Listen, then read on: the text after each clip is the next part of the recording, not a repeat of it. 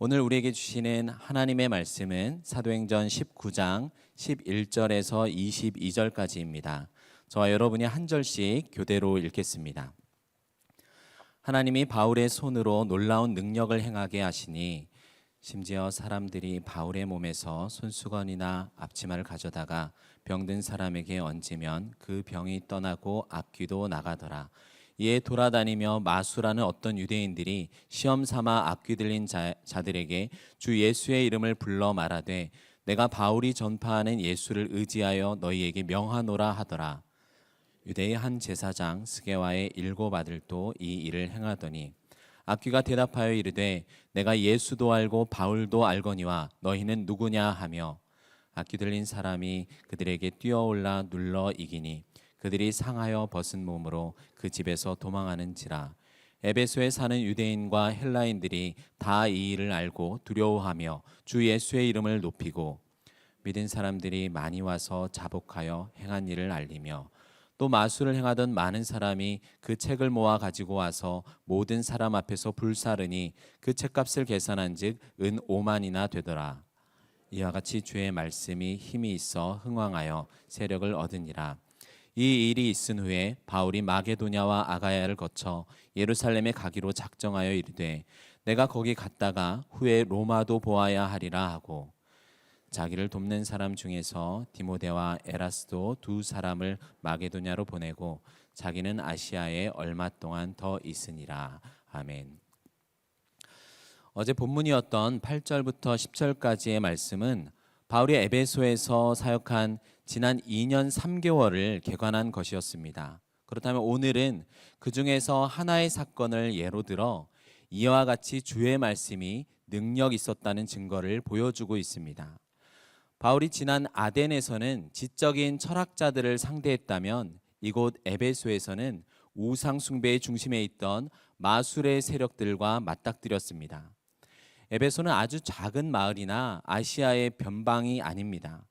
에베소는 당시 로마 제국의 속주 가운데 아시아 전체의 수도였습니다. 로마 통치 아래에서 에베소보다 더 큰 도시는 약 120만 인구의 로마와 5, 60만의 알렉산드리아, 그 다음 수리아의 안디옥뿐이었습니다. 에베소는 바다에 인접한 항구 도시로서 로마 제국에서 가장 중요한 상업 중심지였어요. 대형 연극장이 있었고 거대한 아데미 신전, 그리고 수많은 건물들과 아고라, 도서관, 목욕탕 등이 이 도시의 위상을 알려줍니다. 바울이 고린도 교회에 보낸 편지를 보면 이 에베소에서 자신은 짐승과 싸웠다라고 묘사를 합니다. 이것은 정말로 그가 검투사처럼 경기장에 나가서 짐승과 싸웠다는 말은 아닙니다. 귀신, 마술사, 우상숭배자들의 세력에 대항하여서 복음의 능력으로 맞서서 격렬하게 싸웠고 마침내 그들을 정복했다라는 표현입니다. 바울이 그동안 복음을 얼마나 열정적으로 가르치고 양육에 힘썼는지는 어제 회당과 두란노 사역을 통해 우리는 살펴보았습니다. 오늘은 하나님께서 바울의 복음 사역을 통해서 악의 세력을 정복하시고 쫓아내었음을 확인할 수 있습니다. 우리 본문 11절과 12절을 함께 읽겠습니다. 하나님이 바울의 손으로 놀라운 능력을 행하게 하시니 심지어 사람들이 바울의 몸에서 손수건이나 앞치마를 가져다가 병든 사람에게 얹으면 그 병이 떠나고 앞귀도 나가더라. 이 11절에서 주어는 바울이 아니라 하나님이십니다. 바울이 놀라운 능력을 행한 것이 아니라 하나님께서 바울로 하여금 그의 손으로 놀라운 능력을 행하게 하셨어요. 하나님의 손이 바울의 손을 붙드셨습니다. 천막을 만들고 밥을 먹던 이 평범한 일상에 사용되던 손이지만 하나님께서 말씀과 성령의 능력으로 바울을 붙드시니 세상의 거짓과 죽음의 세력에 붙들려 있는 자들에게 자유와 해방을 주셨습니다. 사도행전 4장을 보면 사도들이 이렇게 기도했습니다. 주여 하나님의 손을 펴셔서 표적들과 기사들이 거룩한 예수의 이름으로 이루어지게 하옵소서. 사도들이 기도했던 하나님의 손은 친히 자기 백성을 이 세상의 한복판, 세상의 세력이었던 애굽에서 불러내시고 약속의 땅으로 인도해 내셨던 강한 능력의 구원을 나타냅니다. 그리고 하나님의 뜻인 십계명을 친히 자기의 손으로 새겨 시내산에서 이스라엘에게 주심으로 그들을 세상 한가운데서 거룩한 나라, 제사장 나라로 삼으시고 시작하셨습니다. 이런 구약의 하나님과 동일하게 역사하시는 분이 바로 말씀이 육신이 되어 이 땅에 오신 예수님이십니다. 예수님께서도 내가 만일 하나님의 손을 힘입어 귀신을 쫓아낸다면 하나님의 나라가 이미 너희에게 임하였느니라 라고 말씀하셨죠. 그래서 예수님께서 사역하시던 내내 수많은 병자들을 고치시고 귀신들을 내쫓으셨습니다. 예수님과 함께 하나님 나라가 이 세상에 뚫고 온 것을 보여주신 것이죠. 그리고 예수님께서는 십자가에서 죽으셨고 마침내 약속대로 부활하셨습니다. 성령에 충만한 사도들이 주님의 명령대로 예루살렘과 유대와 사마리아까지 담대히 주 예수의 부활을 선포하며 증거했습니다. 이 복음 전파의 현장마다 그리스도께서 지금도 천상에서 성령으로 자신의 교회와 나라를 어떻게 다스리고 계신지를 사도들을 통해서 보여주시는 것입니다. 그리스도의 이름과 능력으로 귀신이 떠나가고 질병이 치유되며 사망이 정복되었습니다. 이미 주님께서는 승천하심으로 더 이상 이 세상에 보이지 않지만 참으로 주님은 부활하셨고 이 하나님 나라의 현실을 능력 있게 전하기 위해서는 제한된 시간에 그 기적들이 폭발적으로 일어나게 하셨습니다. 이러한 놀라운 능력이 땅끝인 에베소에서 복음을 전하는 바울을 통해서도 역사한 것입니다.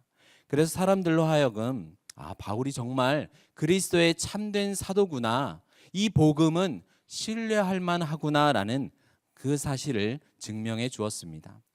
그러나 우리가 이 말씀을 잘못 해석해서는 안 됩니다. 종교개혁 당시부터 오늘날까지도 가톨릭에서는 어느 누구의 신발, 허리띠, 바지 이런 것들을 숭배하는 일도 많았습니다. 그러나 하나님께서 오늘 바울을 통해 능력을 행하신 목적은 복음의 능력이 얼마나 큰지, 그리고 모든 영광은 그리스도의 것임을 나타내기 위해서입니다. 우리 본문 13절부터 16절까지 다시 함께 읽겠습니다. 예, 돌아다니며 마술하는 어떤 유대인들이 시험 삼아 악귀 들린 자들에게 주 예수의 이름을 불러 말하되 내가 바울이 전파하는 예수를 의지하여 너희에게 명하노라 하더라. 유대의 한 제사장 스게와의 7 아들도 이 일을 행하더니 악귀가 대답하여 이르되 내가 예수도 알고 바울도 알거니와 너희는 누구냐 하며 악귀 들린 사람이 그들에게 뛰어올라 눌러 이기니 그들이 상하여 벗은 몸으로 그 집에서 도망하는지라. 돌아다니며 마술하는 어떤 유대인들조차 그동안 자신들이 귀신들을 다루기 위해 사용했던 그 어떤 주문들보다 바울이 전하는 예수님의 이름이 능력 있다는 사실을 알았습니다. 그렇다고 그들이 예수님을 믿은 것은 아니었어요. 자신의 돈벌이를 위해서 예수님의 이름을 주문처럼 이용하려 한 것입니다. 실제 프랑스 파리에 보관 중인 한 파피루스에는 나는 히브리인들의 하나님 예수님을 통하여 당신에게 청언합니다 라는 마술 주문이 적혀 있습니다. 13절에서 어떤 유대인들도 내가 바울이 전파하는 예수를 의지하여 너희에게 명하노라 라고 이야기하지만 사실은 이 명한다 라는 단어는 탄원한다 라는 의미를 갖습니다. 귀신에게 나가라 라고 명령한 것이 아니라 나가주세요 라는 그렇게 부탁한 셈입니다. 그러나 예수님께서 귀신을 쫓아내실 때, 그리고 바울이 빌립보에서 점치는 여종에게 있는 귀신에게 명령할 때는 이것과 다른 단어를 사용해서 정확히 명령하셨습니다. 이 일들의 한 구체적인 예로 스게와의 7 아들을 본문이 이야기합니다. 이들의 아버지가 유대인의 한 제사장 스게와라고 하는데 원문에서는 대제사장이라고 나옵니다. 아니, 유대인 대제사장이 왜 여기 에베소에서 일하고 있을까요? 사실 대제사장은 종신 직분이거든요. 여기에 올 이유가 없습니다. 그래서 학자들은 그는 자칭 대제사장이라고 말하는 사람이다라고 봅니다. 유대인이지만 이방 땅 에베소에서 아데미 신에게 드리는 제사를 관장하던 그런 자로 예상합니다. 스게와의 7 아들들이 악귀 들린 자에게 주 예수의 이름을 부르며 명했습니다. 사실은 나가달라고 부탁한 셈이죠. 그러자 악귀가 어떻게 대답했나요? 내가 예수도 알고 바울도 아는데 너희는 누구냐? 이들이 누구인지 몰라서 묻는 게 아니죠. 내가 예수도 알고 바울도 아는데 너희는 도대체 정체를 알 수 없는 이 조롱과 책망의 질문입니다. 지금 딱 봐도 같은 편인데 지금 뭐 하자는 거냐는 거죠. 악한 영의 세력들이 두려워하는 것은 오직 죽음을 이기시고 보이는 세계와 보이지 않는 세계 온 우주의 왕으로 등극하신 예수이십니다. 단지 예수 이름이라는 주문을 무서워하는 것이 아니에요. 너희 따위가 어떻게 감히 마귀들조차 두려워 떨게 만드는 이 이름을 사용하느냐라는 질문입니다. 이들이 예수님을 믿지도 않으면서 단지 예수님의 이름을 주문으로만 이용한다는 것을 귀신도 알고 있는 거예요. 오늘날 교회 안에도 이럴 수 있습니다. 예수님을 내 인생의 주님으로 죄를 정복하신 구세주로 믿는 그런 바른 관계는 없고 경건의 모양만 있어서 입으로는 예수님의 이름을 부르며 예배와 모임을 하고 기도도 하지만 결국 그 사람의 마음 깊은 곳에는 자기 자신의 이익만을 구하는 경우들이 있습니다. 교회에서 실제로 직분을 주지 않았음에도 사회적인 통념상 직분으로 자신을 소개하며 나는 진짜 믿을 만한 사람입니다 라고 속이는 자들도 있죠. 그러나 이렇게 마술을 하는 자들의 목적은 결국 자기 자신의 건강과 부유, 성공입니다. 그러나 기독교는 마술과 전혀 상관이 없습니다. 나를 위한 예수님의 이름이 아니라 예수님의 이름을 위한 우리의 삶입니다. 물론 예수님께서는 죄인을 사랑하시고 우리를 구원하기 위해 이 땅에 오셨습니다. 하지만 그 사랑을 아는 자는 예수님께서 전부를 걸고 이루신 하나님 나라와 교회의 영광을 위하여 이제 자기 자신을 드리는 것이죠. 귀신 들린 사람이 초인적인 힘을 발휘해서 뛰어올라 7사람을 눌러 이겼습니다. 그들이 상하고 벗은 몸으로 도망을 치고 말았어요. 에베소에 사는 유대인과 헬라인들에게 이 일이 다 알려졌습니다. 직접 이 일을 본 자나 소문으로 들은 자들 모두 이 사건을 통해서 그동안 바울을 통해 일어난 기적들은 에베소에 행해지던 수많은 마술 따위와는 비교할 수 없는 진짜 참되고 엄청난 능력인 것을 알게 되었습니다. 그러자 이들은 두려워했습니다. 단순히 공포를 느끼고 우리도 이런 일을 당할까 걱정하는 수준이 아니에요. 지금도 살아계시고 역사하시는 하나님의 능력을 보게 된 것입니다. 바울이 전파한 예수 그리스도를 향한 거룩한 두려움입니다. 그 결과 예수님의 이름이 사람들 가운데 높아지게 되었습니다. 바울이 높아진 것이 아니라는 사실도 주목해야 합니다.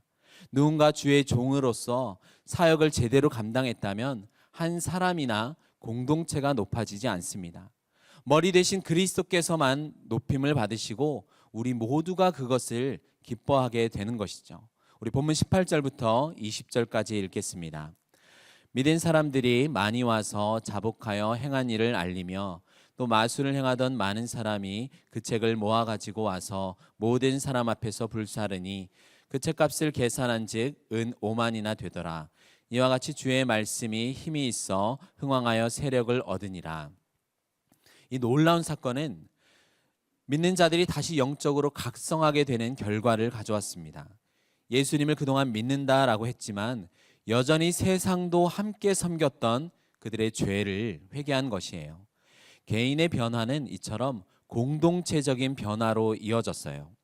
마술을 행하던 많은 사람이 마술과 관계된 이런 주문, 주수를 기록한 두루마리를 가져와서 공개적으로 불살랐습니다. 그들의 인생을 그동안 헛되고 낭비하는 것으로 끌고 갔던 모든 죄악을 버렸습니다. 이들의 회개는 그들뿐만이 아니라 그동안 같이 고생했던 가족들의 인생까지 회복되는 시간이 되었을 것입니다.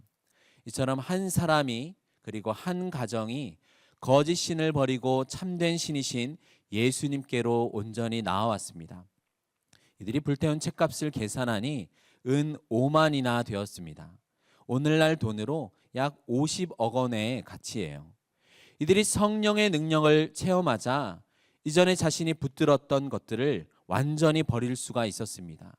부와 성공을 가지고 자신을 그동안 유혹했고 죽음을 가지고 위협하던 사탄에게서 등을 돌려서 이제 생명의 주님께로 향하게 되었습니다. 이처럼 참된 회심은 나의 주인을 바꿈으로써 그동안 내가 의지했던 모든 것을 더 이상 내게 쓸모없는 것으로 만드는 것입니다. 여러분이 불태워야 할 허무한 것은 무엇일까요? 사탄은 능력이 있지만 하나님의 능력은 더 큽니다. 여러분, 과감히 불태우십시오. 그러나 억지로 불태우는 것은 아니에요.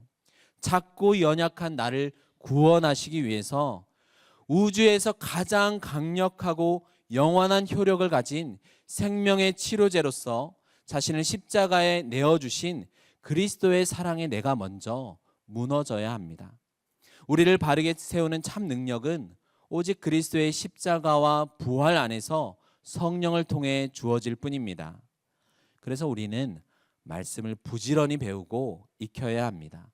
당장은 우리 눈에 세상의 손이 더 크게 보이지만 주님의 말씀은 세상의 모든 견고한 세력을 무너뜨리고 교만한 사람들의 생각을 바로잡아서 마침내 주님의 발 아래 무너뜨릴 것입니다.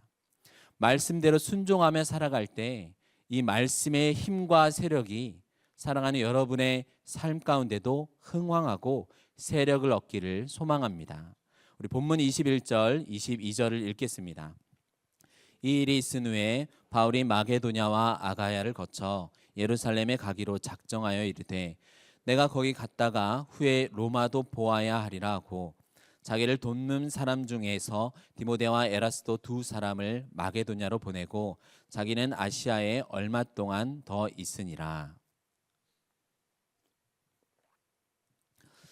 바울은 이제 2차 전도 여행 중에서 세웠던 빌립보, 데살로니가, 베레와 교회들이 있는 북부 지역 마게도냐와 아덴과 고린도 교회가 있는 남부 지역 아가야를 들려서 그들의 믿음을 굳게 세우고 예루살렘에 가기를 원했습니다. 그리고 로마도 보아야 하리라 라고 선포했습니다. 여기 한글 성경에는 잘 번역되지 않은 두 가지가 있습니다. 첫 번째는 영어로 must에 해당되는 반드시 해야 한다라는 의미가 원문에 포함되어 있어요. 그래서 내가 반드시 로마도 보아야만 하리라 라는 말입니다. 이것은 바울의 인생 버킷리스트처럼 내가 죽기 전에 로마 관광을 하겠다는 말이 아니죠. 로마 제국의 심장인 수도 로마를 자신의 남은 생애를 던져 마지막 전도 장소로 삼았다는 것입니다. 지금 에베소에 있는 바울의 나이가 50대 전후예요. 청년 시절이 아닙니다. 당시 평균 수명으로 따지자면 노년에 이른 겁니다. 이처럼 나이와 사명은 아무 관계가 없습니다. 믿음의 인물들은 모두 자신의 영혼이 주님과 마주할 때까지 최선을 다하며 살아갔습니다. 또한 원문에는 이 모든 구절의 앞부분에 성령 안에서라는 내용이 적혀 있습니다. 바울은 성령 안에서 마게도냐와 아가야를 거쳐 예루살렘에 가고 거기 갔다가 로마도 반드시 보아야 하리라 라고 한 거예요. 이처럼 바울의 모든 사역은 자신이 곰곰이 전략을 생각하거나 어떤 곳에서 금식 기도하고 비전을 품고 선포한 것이 아닙니다. 이 선포의 근거가 자신에게 있는 것이 아니라 주님께 있습니다. 바울은 누가복음에서 보면 십자가를 지시기 전에 내가 예루살렘에 가야 한다라고 말씀하셨던 예수님을 닮았습니다.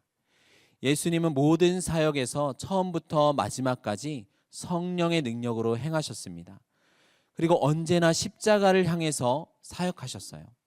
바울도 부활하신 예수님을 만난 후에 매일 성령 안에서 자신을 다스리고 인도하시는 주님의 뜻에 순종하며 살아간 결과 주님의 비전을 그 역시 선포하게 된 것입니다. 이제 내가 반드시 로마를 보아야 하리라. 이것이 성령께서 바울에게 주신 사명의 종착지입니다. 사랑하는 성도 여러분, 여러분 각자에게 해당되는 로마가 어디인지 지금 바로 알지 못해도 괜찮습니다. 내 삶의 시선을 예수님께 두고 말씀에 두고 사랑하며 순종하는 시간 속에서 하나님께서는 지금도 일하고 계십니다. 각자에게 허락하신 오늘 하루의 삶을 성령님과 동행하면서 삶의 목적을 주님께 두면 마침내 여러분 각자에게 두신 사명을 온전히 이루게 될 것입니다. 성령을 통해 세상의 유혹을 이기는 능력을 소유하길 소망합니다. 어두움을 내쫓는 빛 가운데 걸어가면 말씀이 여러분을 인도할 것입니다. 기도하겠습니다. 하나님 아버지, 능력의 손으로 우리를 죄와 사망에서 건지시고 영원한 생명을 얻고 하나님 나라에 들어가게 하시니 감사합니다. 예수님을 주와 구원자로 믿는 우리에게 부활의 현실을 오늘 경험하며 참된 의와 기쁨과 능력을 알게 하여 주시옵소서. 세상과 사단을 이기는 힘이 있는 말씀 앞에 두려워 떨며 사명을 향해 전진하는 그러한 하루가 되게 하여 주시옵소서. 예수님의 이름으로 기도드립니다. 아멘.